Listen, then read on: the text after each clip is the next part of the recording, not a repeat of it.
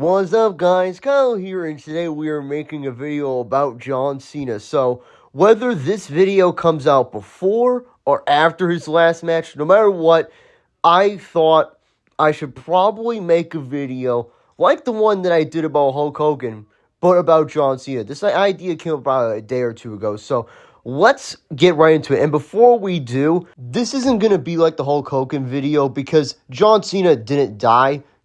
His wrestling career might have died, but John Cena himself didn't die. So this isn't going to be like Rip John Cena video, you know what I mean? Like the Hulk Hogan video was. So just keep that in mind when we're talking about, like, when we're going throughout this video. Just keep that in mind. So, anyways, now let's get into John Cena talk. I don't care how long this goes. That's just gonna be a straight up talk about John Cena because he's somebody that deserves it, and Hulk Hogan did too. So, well, no matter how long this is, let's hop right into it. So, first off the bat, John Cena was born in 1977. I'll have his birthday up on the screen here. I never, it's funny, in all of these years, I still don't remember John Cena's birthday, despite, how close I am to him in many different ways, or how close he feels to me in many different ways. So, the closeness thing, you may start to understand when I'm talking about this. So, he was born, I don't know what hospital he was born. I mean, I think people would say, like, dude, you're really a geek like that. You know what hospital he was born in? Yeah. No, I don't know what hospital John Cena was born in. But what I do know is that he is from West Newbury, Massachusetts. And I don't know if I should say, like, where I live. Okay, here's what I'll say. I live a few towns away from where John Cena grew up, in West Newbury, Massachusetts. And the thing about this place, because I've been to West Newbury, Massachusetts, is that it's like this rural town, It's one of those places where it has like a regional high school, like, it doesn't have like its own, like the town doesn't have its own high school. So, yeah, that's the kind of place we're talking about here, right? And, he grew up watching Hulk Hogan, because from what we know, he grew up watching WWE, not WWE. Well, it would have been WWF back then, but you get what I mean, though, right? So he grew up liking wrestling. He wrestled around with his 4 or 5 brothers, which I think the thing that was interesting about that is that, like, if he has, like, 4 or 5 brothers, like, how comes you don't really, it's weird, like, you don't really hear about them, I don't know, I guess, like, maybe they just want to have a part of life, I guess, I get it, like, not everybody wants to be in the spotlight, but his dad has been a couple of segments, we'll get into those later on in the video. But you guys may be asking, okay, so did he go to his local town's high school? The answer is no. He didn't go to Pawtucket, which is the high school that he would have went to if he went to the public schools that he went to in his town, He would have went to Pawtucket Regional High School. But the high school he went to, from what I understand, a lot of people say he went to Central Catholic High School, which it's a private Catholic school. It's kind of near me too, well, I guess. But the high school he went to was Cushing Academy, which I think that's out in Western Mass. So, yeah, I think that should, like, explain things. Like, he went to an academy, so, his family was presumably rich. And, out of all of the years, like, we've known John Cena, not known him, but, like, we have known of him, I've never seen his house or, been anywhere near him, like, considering how close I am to him, or how close I was to growing up near him. I've never seen his house at all, really. Or nor have I ever even thought to go near him. I'm like, yeah, no, I probably shouldn't, go on this dude's parents' property, that'd be kind of weird. But it tells me, like, okay, they're probably rich and stuff. He went to a private high school, so, there's that. But what gets interesting about his story is that once he graduated high school, he moved out to Venice Beach, California to, work in the bodybuilding industry. Venice Beach is known as, like, it's a bodybuilder hotspot. Arnold and, all of the great bodybuilders train there, right? So he was like, okay, well, if I go here, then at least I'll maybe get off on the right foot. That wasn't really the case. Now, what I mean here is, right, so when he first got out there, he was working at a Gold's Gym, folding towels. He basically was like a janitor guy, right? So he wasn't even like, a personal. Now, whether he was a personal trainer or not, I'm not sure. But from the stories I've read, he started out, he just folded towels at a Gold's Gym, which, I mean, I'm not saying like it's a bad thing, but it's pretty low on the totem pole, if you get what I mean, right? And he was sleeping in his car, living off of pizza from probably like he basically was like living off frozen pizza from a 7-Eleven, so it's like, he started out pretty small considering, how he probably grew up. And now I don't know how he grew up, but, considering he went to a private high school, he probably had to have, grown up pretty decent, right? Compared to most kids, right? So then from the Bells, this is like information that I was getting from the Joe Rogan podcast that he was on fairly recently. He knows the Bell family, and as you know, they're linked to WWE, so they knew that he talked about WWE a lot. So what they decided to do is, hey, you want to try out for OVW, which OVW was the equivalent of what NXT was. It's the equivalent of what NXT is now. So it was basically like WWE's like training system. You know what I mean, right? How like it's like, how the NHL has like the AHL and then the ECHL. It's like, right, those like farm leagues, right? That's basically what OVW was for WWE. So in there, we talk about this a lot. This is something that does get mentioned a lot in the wrestling world.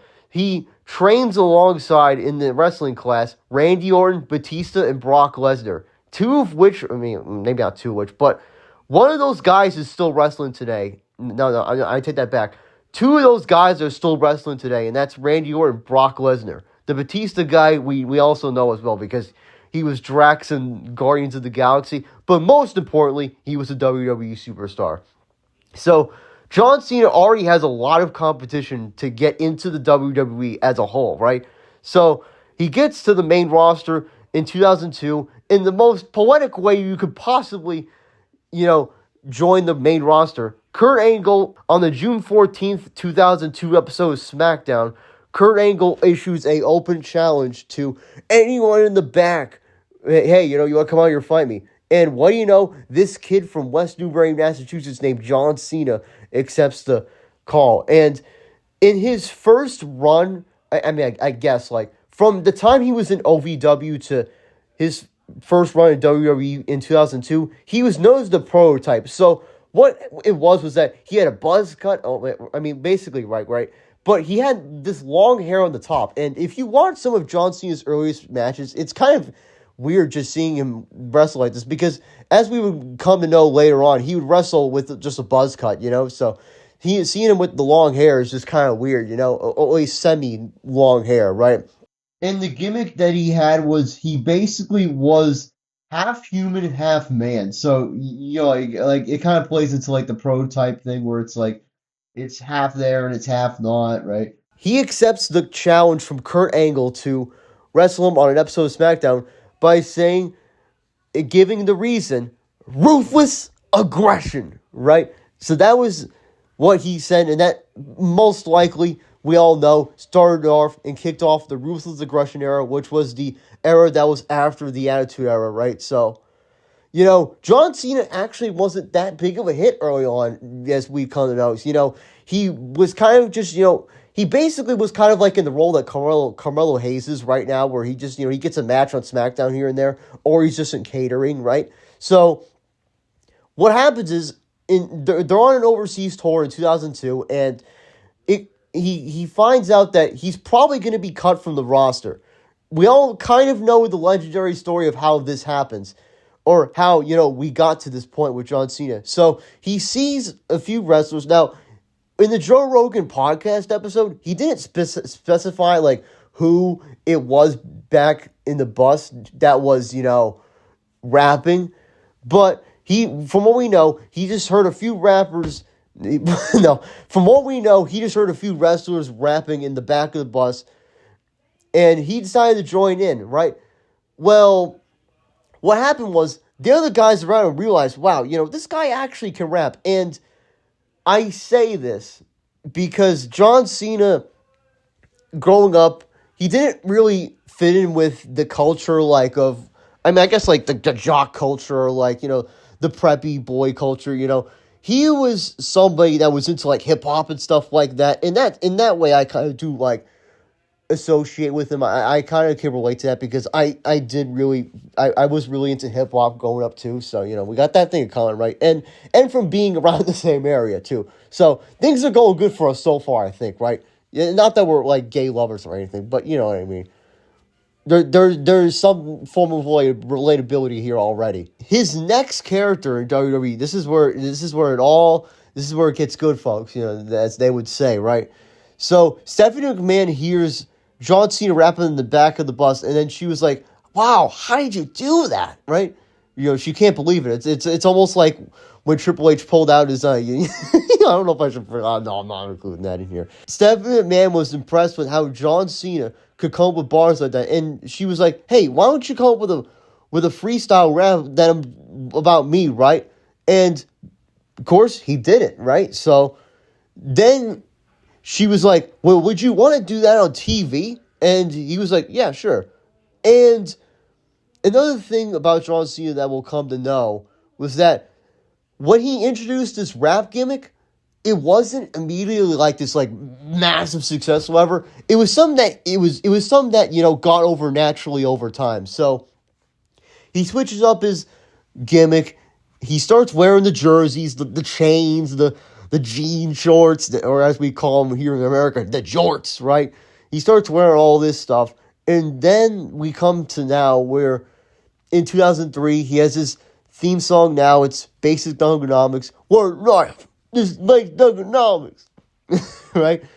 We have that song. And he's slowly building up his, momentum over time.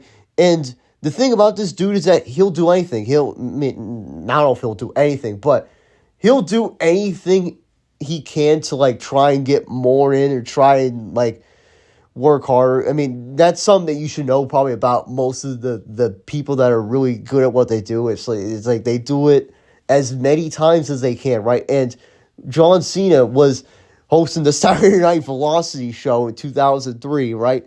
He was like, "I'm the king of Saturday night." So even though it's this show that WWE has for extras, even though it's a show that doesn't matter much, not a lot of people watch it, he's still gonna say, I'm gonna do this. I'm gonna take the opportunity that I was given. I'm gonna see this one out. So he does that show. Then he finally has built up his rapport enough to where at WrestleMania 20 he is facing Big Show for the United States Championship. And if we know the United States Championship, we know that it's the B belt to the WWE Championship, right? So in the biggest moment probably of his career, John Cena, or in a way, Big Show puts over John Cena at WrestleMania, and therefore John Cena wins the United States Championship. And the cool thing about this too is that they let him customize the belt. So they Cena the spinner belt, which eventually he would win and turn the WWE Championship into a spinner belt, right? He first did it with the United States Championship. I thought that was a little interesting fact that I would throw in here. So then his momentum just continues to rise. People are still absolutely loving him. In fact, more people are, right? So I think it's important to also note that around 2004, a lot of big guys left. Goldberg, Brock Lesnar, The Rock. Those are the big ones I can think of off the top of my head. Those are the guys that left WWE in 2004. So they're like, you know what? Or Vince was like, you know what? This is something that Triple H won't do. Not to dog on, anyone in this video, but I'm just saying, Vince was like, we need some new stars around here. So what we're going to do is we're going to push John Cena and we're going to make JBL the top heel on SmackDown, right? And this is important because JBL was the WWE champion for 280 days. And then at WrestleMania 21, he got into, not WrestleMania 21, but for WrestleMania 21, John Cena got into a program with the WWE champion JBL. And what happened at WrestleMania 21 in this match? John Cena won. And from this moment on, he became the top superstar in the company. You know, every year was like, oh, Cena, he would always win the WWE Championship, and almost every year, and almost every year too, he was in top storylines and all this stuff.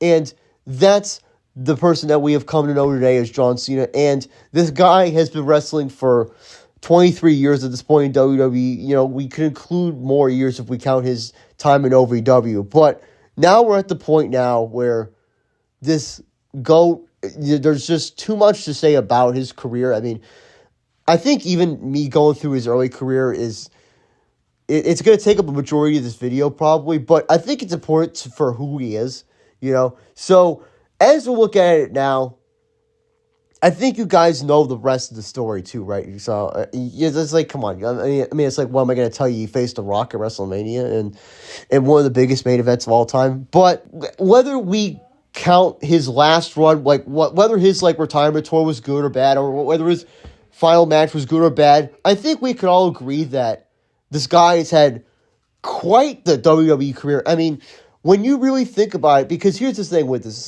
this is why this retirement is hitting so hard, right? Because most wrestlers in the past, or just even in WWE as a whole, WWE has changed so much throughout the years that it's been around, right? We've gone from Hogan, Austin, Rock, and now we're at Cena, right? But the thing that's different about Cena was that most of those guys didn't last longer than probably a few years. And what I mean is, those guys weren't on top for probably more than a few years consecutively. Because I know Hulk Hogan came back to WWE in the 2000s and stuff like that. And The Rock has had a couple of, short stints in the WWE here and there since 2004. But to be on top of the WWE because a lot of people would say his full-time run in WWE ended in 2016, and to that I would agree, because ever since then he's kind of had this part-time role where he'll have a match here and there, and he'll lose them almost every time, up until this year, of course, right? So I mention this because in the form of WWE that we know today, he's probably gonna be he's gonna be known for being the best WWE wrestler ever. Now, the best wrestler ever, that's a little bit more of a debate, because then it's you got to include Hogan, Ric Flair, and Sting, Stone Cold, The Rock, right, and all those, etc., right? You got to include them. But if we're talking about in terms of who's the best WWE wrestler ever, I think we're all going to say it's John Cena. And it's for the fact that he's a Grand Slam champion, which means he's won every WWE belt on the main roster, right? We're not including the NXT North American Championship, because we know he don't need to win that. And he has the most WWE title reigns if we include the World Heavyweight title that was back around in the 2000s and early 2010s, if we include that version, and the WWE Championship itself.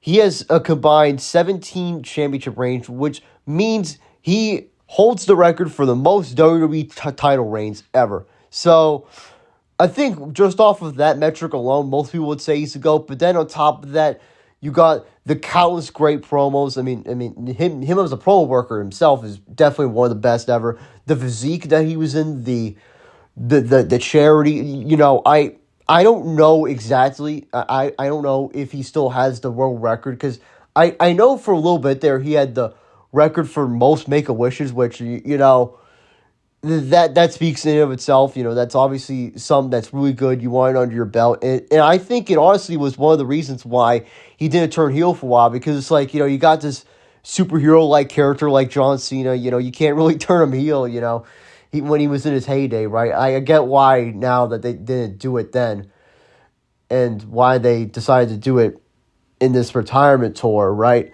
So, with all that together and combined, the unique experiences and similarities we have with John Cena, it's gonna be. I don't know. I don't know if I could say anything more. I mean, I'm sure there is a lot more I could say, but I think what I'm saying here will be.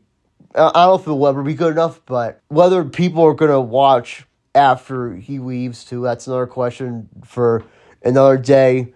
But I know a lot of people are gonna watch in this last match, or they're gonna watch his last match, and they're gonna be like, that was a goat right there. That was a legend right there, and that was the best right there, and he's gone now. So it kind of leaves WWE in an uncertain future, but no matter what happens in the future, we should know, no matter what, that there was this guy at Gold's Gym that was just folding towels, and he got the shot of a lifetime through hustle, loyalty, and respect. And if we have hustle, loyalty, and respect, we're going to go a long, long way.